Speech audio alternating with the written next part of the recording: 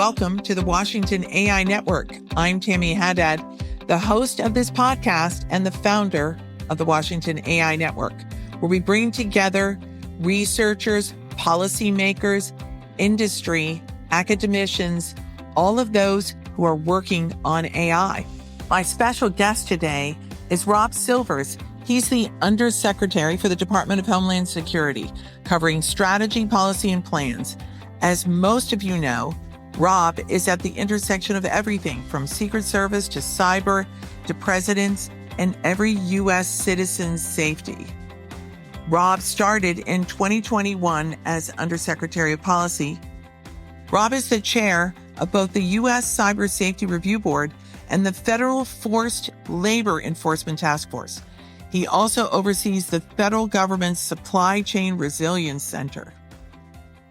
I'm so glad you're here today because this is such an incredible national moment with the release of Evan Gershkovich and the 24 people that were released. I don't know if you guys follow just how many people are involved. So it's 7 countries, 24 people, 4 Americans. I know it's the State Department, not you guys, but I'd love for you to talk about it as a longtime public servant and trying to make the world a better place. This is one of those special moments where you get an incredible outcome that protects and saves real American people. And we did it through diplomacy, through the network of relationships that we have built around the world that President Biden and Vice President Harris and their team have developed across building coalitions in Ukraine, building coalitions in the Indo-Pacific and the like. And what it shows is that when the chips are down, and you need something, you have friends that you can call on. And people like Evan and Paul Whelan and the Russian-American dissidents who were freed today with such drama on a hot tarmac in Ankara, it's a product of that. And what a sweet outcome for those Americans and their families. And there's so many reporters here tonight. I know this has really been a special cause for the journalism community. It's just a wonderful American result. Terrific. Yeah, it is. So in the not happy side of the world where all these things are happening, I want to turn to the Middle East. Sorry to make such an abrupt turn, but so much has taken place. I'm not going to go into the details, but from an American perspective, what does it mean? The tensions are everywhere. People feel it here. How does that impact what you guys are doing? This is a tense and volatile region generally, and we are at a very difficult place right now in that region. There's just no two ways about it. The horrific assault on Israel on October 7th and the conflict in Gaza since have really captured the attention of everyone around the world and been a very difficult, heartbreaking set of circumstances. And now you have tensions on the northern border with Hezbollah in Lebanon, obviously the reports of a strike in Iran. So the administration is very closely tracking this. And from a homeland perspective, we're very mindful that when you have increased tensions, heightened emotions around delicate issues, people can be mobilized towards violence. And we are very conscious that we're in a heightened threat environment domestically. And we are pouring unprecedented levels of resources into ensuring that the American people are safe. We are funding state and local police departments. We are sharing threat information and intelligence with state and local police departments, also religious institutions that are very concerned for their own safety around the country. They know that they have a partner in our Department of Homeland Security that is looking out for them every single day and night. So while it's a very difficult time and we all have to stay quite vigilant, the American people also can rest assured that they have a lot of resources mobilized behind them for their protection. How do you communicate that? Is it through the local law enforcement? How do you tell people, oh, don't be scared? Through a variety of channels. Certainly, we speak with mayors and governors, with members of Congress, with state and local police departments, and then they can amplify the message. We've had a very robust presence in terms of engagement with campuses and academic communities, given tensions on campuses over recent months.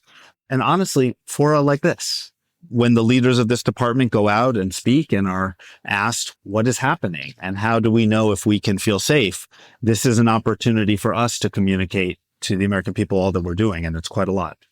And then you follow up. Now I'm going to hit all the greatest hits, right? The Microsoft CrowdStrike and the whole idea that the world really is kind of put on hold because of what's going on. And somehow you have to reassure citizens that it's going to work out when it's actually private companies. It is an issue. We'll get into cyber and all of that. But what is the DHS's response to that? And how do you work together on that? When we saw that outage about 2 weeks ago, it really was a very stark reminder of both the power of our internet infrastructure and technology and how much it does for us, because when it gets disrupted, you realize how much we rely on it. We are very interdependent. We are very interconnected, and there is a fragility to it. It is so important that we be active in defending against potential threats, though in this particular instance, there's no indication that there was any malicious type of attack. It appears to have been an error by all accounts. And then also, critically, focused on recovery. It's all about resilience. Bad things are going to happen in our technology world, just like bad things are going to happen in our physical world. And you can try to prevent as many of the bad things from happening at all as possible. And a lot of the time, through work with a lot of the private sector partners that you just named, for example, we're heading off attacks that the American people never even hear about because it's been headed off. Some stuff is inevitably going to slip through. So what you need to do is to build the ability to recover quickly so that when you get hit, you can get back up to speed very, very quickly. And I think there's going to be some lessons learned as we all study this recent incident about what it takes for an organization to build back up quickly. That's just really, really important. You're also chair of the Cyber Safety Review Board, and you guys released a report on the Microsoft Online Exchange hack from last summer. In the report, you called for them to upgrade their security. Can you tell us if that is happening? And do you feel like that was a message to the entire community that was heard? The Cyber Safety Review Board, which is a relatively new institution that was formed 2 years ago, housed within the Department of Homeland Security, and I'm pleased to chair it. Half the members are all the public sector leads for cybersecurity, the head of cyber at the FBI, the head of cyber at the NSA, and the like. And then half the members are private sector luminaries in cybersecurity. And we review really serious incidents and develop findings and recommended lessons learned so that everybody can improve going forward. In the review that you mentioned, we made a number of findings and recommendations directed towards Microsoft, which plays such a critical part in our technology ecosystem. We were direct about areas where we saw significant issues. Microsoft's response has been fantastic. The CEO of the company, Satya Nadella, came out on the issue and said, we need to do better. And he directed his employees to prioritize security above everything else.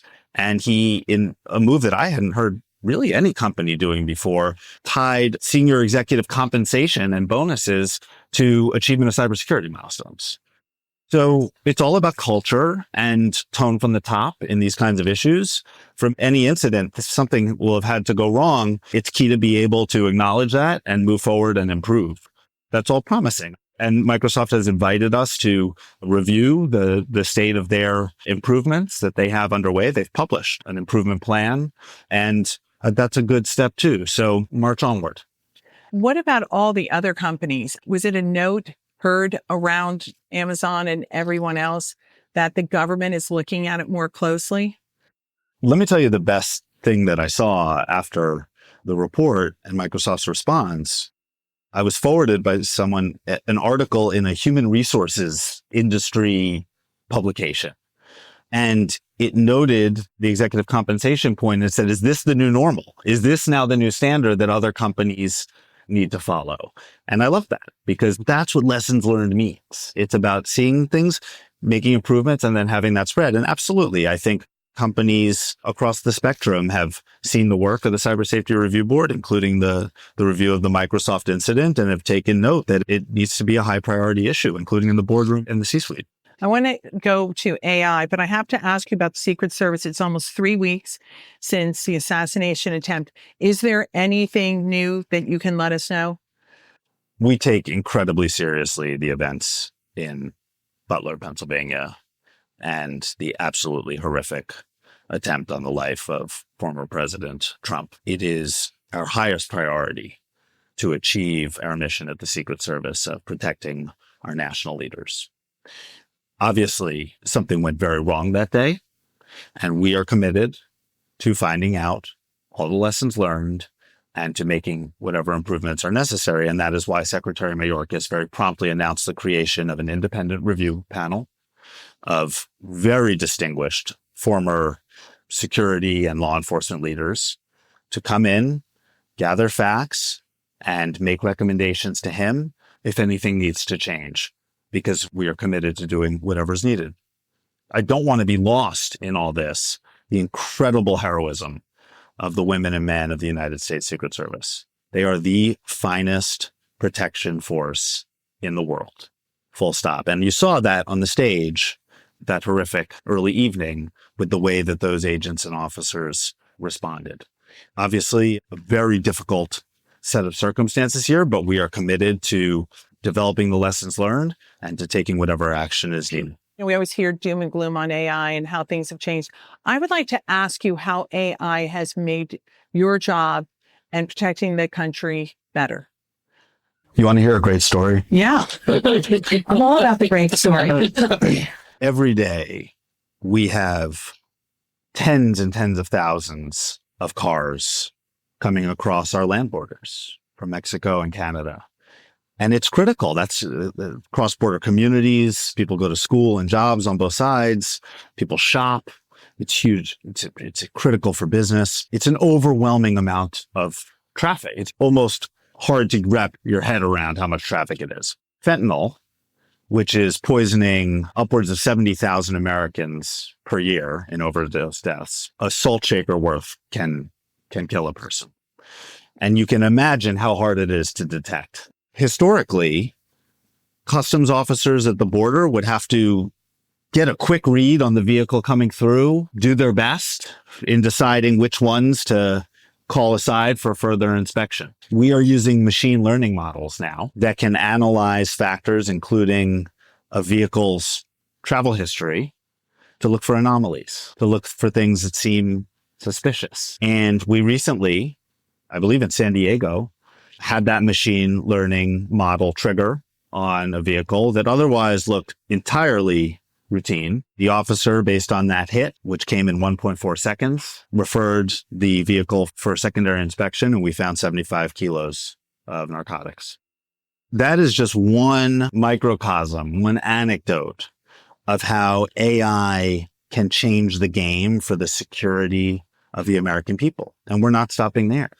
We're using it to see how we can enhance the passenger screening experience at airports with TSA. Go faster and have it be more accurate. And on and on and on. The possibilities are so fantastic. And there are also very serious risks that need to be identified and addressed head on and mitigated. I'm glad you asked about the opportunities, because the opportunities are just transformative and amazing, including in our world. Do you have a department of AI that focuses just on that? Do companies come and pitch their products? It feels like all of this is happening in real time. And if you're DHS, you're kind of like the mothership, you and the Pentagon. If I had any great technology, I'd be pitching you right now. I got to be honest. But it's coming in all these different kinds of places. And again, companies first. So how do you even analyze what is useful, where it goes? Do you have a list of places we could use the most help, like at the border, or do people just come to you? To your question, do we have an office or a division that thinks about AI? We have an incredible chief AI officer named Eric Hyson. He's also the CIO of the Department of Homeland Security. And he has been an absolute wizard in identifying opportunities where AI can help us do better to protect the American people, like the ones that I just described. But I think if Eric were here, what he would tell you and what he would pride himself on is that it's very organic and coming from the bottom up. Nobody at our headquarters knows the business as well as the operators who are on the ground, screening cargo, screening cars, looking for fentanyl, looking for terrorist threats, and the like. Those teams have their own great ideas. Our job then is to help them, get them the budget, get them the approvals, clear through the red tape so that they can get the incredible technology working for them. So it's very bidirectional. We have ideas, they have ideas. It's definitely not a top-down approach at all. Yes, of course, we get regularly approached by technology providers who have incredible solutions. Our door is open to listen and learn. This is an area where we have to be humble about what we understand. This technology did not originate with the federal government, and it's changing so rapidly that we have to hear closely from industry, and we always do. When did you first hear about ChatGPT? Did you know about it first before it came out publicly? I don't remember the moment, but I do remember it was still then called Twitter. I just remember on Twitter, suddenly, like my tech Twitter people, that was probably you people. I just remember a number of comments that were like, whoa. I said, I need to check this out. And I downloaded it, started playing around. One of the very first things I did, I brought my then 10 and 6-year-old to the screen with me, and we decided to write goofy stories together, and they would do the prompts. And it was just amazing to me, the range of research-driven answers to sophisticated questions in beautiful prose. You could also get a totally goofy thing that made my 6-year-old belly laugh. That was a wonderful few days to realize the power of all that. And then you got nervous, right? Then you're like, I have to deal with it. We should talk about disinformation, by the way, because that is the biggest issue in the election and frankly, in how everyone lives their lives every day. What do you think so far, because this is a couple years in, has been the one way that you're able to make a difference? Don't say communication. I'm sorry, everyone says communicate more. And I do think that's true. But what do you think has made a difference? What's made a difference is where we, in our work, are able to put out factual information about what's really going on in a way that people can look to and trust. So, for example, sometimes after a natural disaster, like a hurricane or a tornado, people are out of their homes. They may just have whatever they could grab with them. They're entitled to federal relief funding from FEMA, right, from the Federal Emergency Management Agency, which, side note, is just incredible organization. But we have sometimes seen that these scams emerge with people trying to prey on the victims and say, give us your information or what have you to get a relief check, or that there's just rumor, there's just stuff flying around and it might be well-intentioned, but people are just putting wrong information out there about how to apply and be eligible for the relief that you can get in those terrible circumstances. To be able to gain visibility to those narratives that are going on, that are pushing people in the wrong direction about something like that, and then put out almost in a myth reality format. Look, here's how you do it. Here's how you do it from the FEMA.gov website so you know you can trust it. That is what we found a very powerful antidote. I am not going to sugarcoat this. This is a hell of a problem, and we have not figured out all the correct solutions to that problem. Some of the solutions may well lie with our federal government. Some of the solutions don't. In a world where we have a First Amendment, for example, that we have to honor. This is a hard issue where we've made some inroads, but it is very much among the more challenging issues that we face. AI threats are worse than cyber threats, harder. If you really want to go, Sharknado on it, you have some AI-enabled cyber threats. AI is going to make cyber attackers more powerful because they can automate their attacks and have generative AI write very compelling and persuasive and tricky messages. It's also going to enable and empower cyber defenders who can look for anomalies across all that data at a way that human speed could never match. All that's theoretical and true. In the wild, based on what we actually are seeing out there, I would say we have seen more instances of cyber defenders being able to use the technology to good effect than we have cyber attackers actually launch exotic, unheard of kinds of new attacks using AI. OpenAI and Microsoft several months ago put out a report together about some instances in which they saw nation state hackers using AI. I believe they were using ChatGPT specifically. But it was interesting because they were using ChatGPT to make their life a little easier in the way that many of us do, to get a little more efficient, debug some code, write a little bit of a text instead of writing it all out yourself. They weren't orchestrating whole new waves of attacks with it.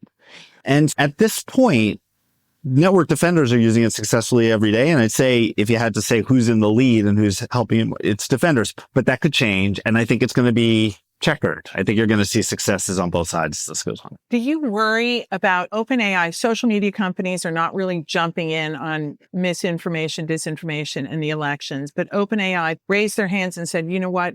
We're going to help. Someone uses our AI. We're going to take them down. Does that help you, or does that work against you? This private company has raised their hand and said, okay, we're going to protect you all. Because that's really what they're saying. We're the guys, look to us. That makes me nervous that a private operation is doing that versus government. And then it makes me worry that are people going to trust DHS when you say something else? Or there's variety of reports about OpenAI, questions about some of their practices. There was a hack that they didn't tell anyone about. It's not our job. We don't have the legal authority to command tech platforms what kind of content they can or cannot let on their platforms, with a couple little exceptions. It's illegal to have child pornography, for example. But when you're talking about political views, speech, even false speech, we cannot and we do not tell companies what to do. Companies make their own decisions. And we see some companies that are quite laissez-faire about it, even some platforms that sort of pride themselves on that. And we've seen some platforms that feel a sense of responsibility to maintain certain kinds of content moderation for their community. Personally, I think the idea of an internet where just anything goes that kids are exposed to is a troubling thing. As a dad of two, it's troubling to me. Do you let them use AI, by the way, without you?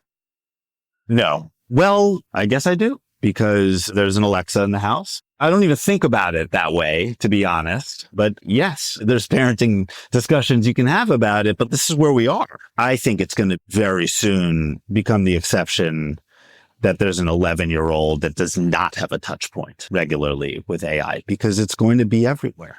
And those who succeed as people, as organizations, are going to be the ones that ride that and accept it and get good at it and also get responsible about it. And that's for kids. It's for parents too. Let's talk about China. And then I want to talk about the work you're doing on the Uyghurs, but let's talk about China first and the China threat. China is a generational challenge to this country. It is presenting itself in so many forms, on so many levels. Obviously, the traditional defense and intelligence levels around Taiwan and the South China Sea, spying, including hacking for spying and all those things. Increasingly, we see China trying to exert its will into the United States or other Western democracies, intimidating university and diaspora communities into feeling like they can't express certain viewpoints, or their relatives back in China may be punished for it. There's obviously human rights and values issues that are so clearly important to who we are and where we have to stand up. We've been talking about technology risk here in various flavors. And when it comes to AI, China's in the race. They're in the race. I'm happy to say that at this moment, I think the United States is ahead of China, but it's not a foregone conclusion that we always will be. You ask some experts in the field, some of them think we're like 4 months ahead. And whichever country has the strongest AI ecosystem is going to reap so many dividends. Soft power, hard power, diplomatic power, healthcare, you name it, not to mention huge economic dividends. It goes without saying. Can you talk about what you're doing with forced labor with the Uyghurs? Because I think it's an amazing American story. It is. Many in this room probably know of the human rights atrocities that happen, particularly in Xinjiang province of China, and the repressed Uyghur minorities there, that China is trying to erase their identity. And it is illegal in this country to bring products made with forced labor into the United States. That's been the law for a century or so.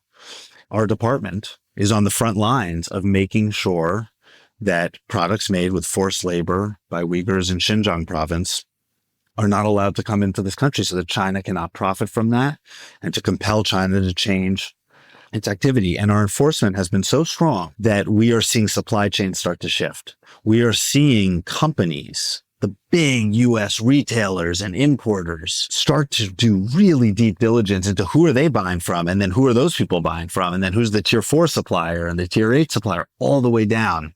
And it is changing trade for the benefit of human rights. And tomorrow, I will be traveling actually to a factory in Michigan that makes polysilicon. Polysilicon used to be made almost exclusively in China, and a lot of it in Xinjiang province under terrible conditions. Now, because of our enforcement, there's a factory in Michigan that can't expand fast enough because all the customers want to buy clean polysilicon. So we are making a real difference, and it honors human rights, and it also honors American workers and businesses that shouldn't have to compete against those kind and be undercut by those kinds of abuses. Have you traveled to China? Have you met with them? I have. I was in China in January in a series of discussions about the fentanyl epidemic. Okay, so we have a few minutes for questions on AI. Anyone have a question? Can you please stand up and say your name? Hi, Courtney Lang, Information Technology Industry Council. More about the AI safety and security the board that you guys stood up. I know that in addition to the executive order directive, where it's to produce the critical infrastructure guidelines, there's some work going on with the board to bring those up to the C-suite level. If you could talk a little bit more about how you guys are thinking about that and what the ultimate objective is. AI is so emergent that our Secretary of New York has believed that the only way to get to the correct approaches and solutions when it comes to AI safety and security are to not just consult with the private sector, but actually be shoulder to shoulder with the private sector in a lot of the work. And not just industry, but also the civil liberties groups, also the state and local officials, where so much of the action is. And the AI Safety and Security Board that we established in President Biden's executive order late last year, the membership, when Secretary of New York chairs it, is really an incredible cross-section of all the leaders, all the stakeholders that are shaping this AI ecosystem, from the CEOs of the biggest technologies companies in the world to the leaders of leading U.S. civil rights organizations, Governor Wes Moore from Maryland, Mayor Harrell from Seattle, and the CEOs of too many multi-$100 billion companies to even name without leaving some of them off. It's an incredible group. And what we're going to be doing with the board is really getting consensus and aligning around what should be the standards that adopters of AI and developers of AI employ to make sure that the technology can be enjoyed and used productively, but also safely, securely, and responsibly. Hi, Liz Johnson with Senator Romney. I just wanted to talk, since we're in a season of political change, and we obviously have had a framework put forth in the Senate by the AI working group, unlikely to get much any action before the end of the year. Are there some specific things that you would like to see from whatever the incoming administration is and from Congress, things that you think we can act more quickly on versus the long process that it's going to take to come up with an actual regulatory framework, what are sort of the things that you would love to see happen out of the gate next year? The most urgent priority is to gather data points. I think we need to be really humble about how much we actually understand about the technology, and humble about the fact that inevitably there's going to be some regulation around AI. It is inevitable. It is going to happen. It's already happening in Europe. It's going to happen here in some shape or form, some combination of state and local and federal actors. It's going to happen. And some should. But it takes a long time to change a statute or a regulation once you issue it. Longer than most people realize. And it goes back to the China point. We are so neck and neck with China in the AI race. If we could exit with the best, purest intentions, we could really slow ourselves down if we make the wrong moves. We need to collect a lot of data about how this technology actually is being used and how are people actually being hurt or harmed by it to inform our decisions. I just think that is the most urgent priority right now. I'm Pamela Brown with CNN. You talk about the AI race with China, and you think right now, as it stands, that the U.S. is ahead. I know it varies in terms of how much, depending on who you ask. But what are you measuring that by? Like, how do you measure where we are compared to China?